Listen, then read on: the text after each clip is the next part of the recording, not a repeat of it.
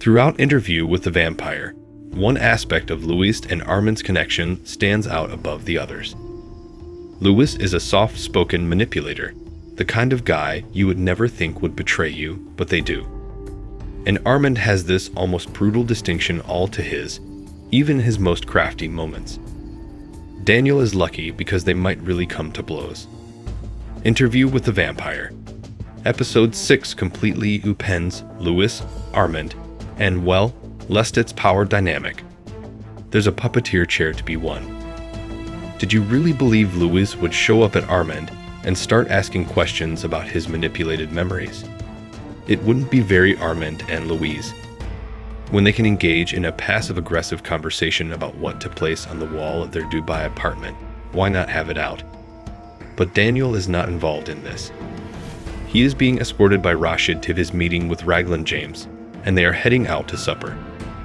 Don't claim I didn't already inform you that Raglan is employed by Talamasca, the organization in charge of controlling supernatural entities. It also appears from this discussion that Daniel is now aware of the organization financing this clandestine effort against Louis and Armand. All they ask is that Daniel answer a few hundred questions of their selection during the interview, and Daniel will have finished the book he has been wanting to write since San Francisco. And why does Raglan treat Rashid's presence there with such contempt? That's presumably because Rashid works for Talamasca, and he's got quite the mouth, telling Daniel maybe he should have deleted the records and moved on if he really wanted to survive. One who is misunderstood is also misunderstood. Alternatively, it could be that Claudia's understanding of Madeleine allowed her to be recklessly devoted to her, even in the face of danger. Madeleine was attacked by a group of thugs who broke into her store, but she didn't anticipate a shining knight with wings coming to her aid. And as Madeleine reconciled to the concept of being in love with a vampire, Claudia had all the patience in the world to clean up the gory mess. At what point did their friendship become romantic? As previously said, they had an uncanny ability to see right through each other. Is Madeleine a monster? However, she has overcome the shame that accompanies such a desperate, nearly brutal survival, as well as the cruel Gestapo and suicidal hopelessness that many individuals experienced following World War II.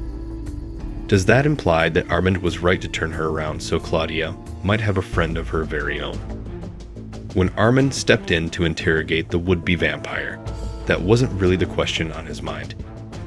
In his 500 years of life, he has never turned anyone. Louis only proceeded with the procedure because he thought it was the only practical option to put an end to Claudia's loneliness. And Madeleine's memories and emotions were absorbed by Louis on her spiritual journey between death and rebirth, where she discovered the certainty that Madeleine had loved Claudia as much as she deserved. Not that Armand is exactly the liar he believes himself to be. It's almost always obvious from the expression on his face. Nevertheless, Armand's ability to conjure up plausible lies quickly is what gives his lies a fair amount of impact. He's already questioning whether Rashid and Daniel are planning something. And Louis's increasingly overt indications that he remembers everything Armand erased from his memory only serve to heighten that uneasiness. In a circumstance like that, what would be the most plausible lie to tell? You reverse it for the person making the accusation. By tricking Louis into believing that he was the one pleading with him to suppress his memories of those San Francisco days, Armand regains control. Furthermore, Armand's admission that he took certain pages out of Claudia's diary, something he holds Louis equally accountable for, makes this sound even more plausible. And when Armand makes it about his deep shame about what he did all those years ago, putting himself in a pathetic position, what can Daniel say about it? Since then, it seems that he has been feeling regret for what he did to Daniel. It's not like Daniel can just scold him right now, can it? But there is a wealth of questions for Daniel to ask in the Paris segment that concludes episode 6 of Interview with the Vampire. Armand accuses his beloved of being oblivious to the uprising simmering inside his Paris coven. Furthermore, he holds Louis accountable for his lead with a velvet hand approach, keeping an eye on everything were Santiago and his renegade vampires. We went over Claudia's journals looking for any information that could have revealed Lested's location.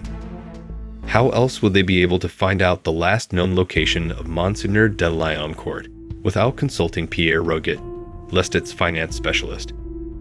The last blow was far more significant than the senseless atrocities they committed against Paris. But were they really as stupid as they appeared to be at the time? A telescope lens that was taken from the Meudon Observatory. The set of Port d'Orient is running out of color film. Facing south by southwest, a throng of inebriated people made to babble while hanging from the Eiffel Tower. It sounds like a long list of things they would do to get Lestat and get ready to preserve something for cinematic immortality. Madeleine turned out to be Claudia's ideal friend. Louis was ready to part from her. However, the bond formed between the innovator and his protégé ended up being beneficial. Madeleine sensed Louis's affection for Claudia, and it was the reason they reconciled. However, the joy was short-lived as a guilty-faced Armand witnessed the capture of Madeleine, Louis, and Claudia by Santiago and his team. It seemed to Louis that Armand had abandoned his coven and chosen him. However, I don't believe Armand's decision to make it in front of his coven was all that kind or kind. Santiago had prepared a wicked program for the coven's inaugural matinee performance. When Claudia, Madeleine, and Louis are tried for violating the great laws, the wicked audience would feast on their suffering. Lestat was clinging to his evil ways and decades' worth of complaints against the two people he had once loved. Few people can claim to have defended themselves during their own murder trial.